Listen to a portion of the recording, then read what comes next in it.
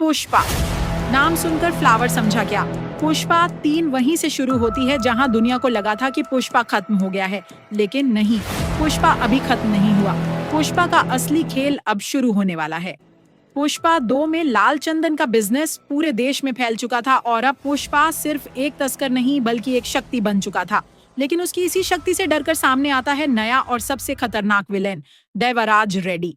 यह आदमी जंगल को भी खरीद सकता है, सिस्टम को भी और लोगों को भी। देवराज चाहता है कि लाल चंदन का पूरा साम्राज्य उसके हाथ में हो और पुष्पा उसके रास्ते की सबसे बड़ी समस्या है।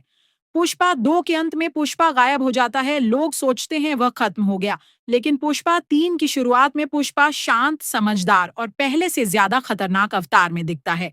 पुष्पा कहता है, जंगल छोड़ा था, खेल नहीं, पुष्पा का रूल अभी बाकी है।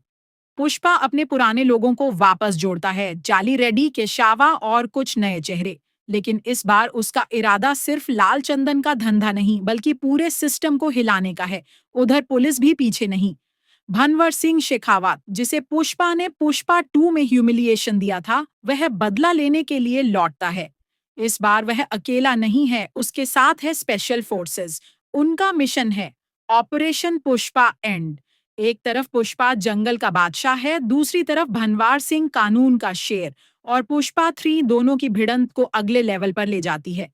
कहानी का बड़ा मोड़ आता है जब देवराज रेड्डी जंगल में आग लगवा देता है ताकि पुष्पा और उसकी पूरी टीम खत्म हो जाए।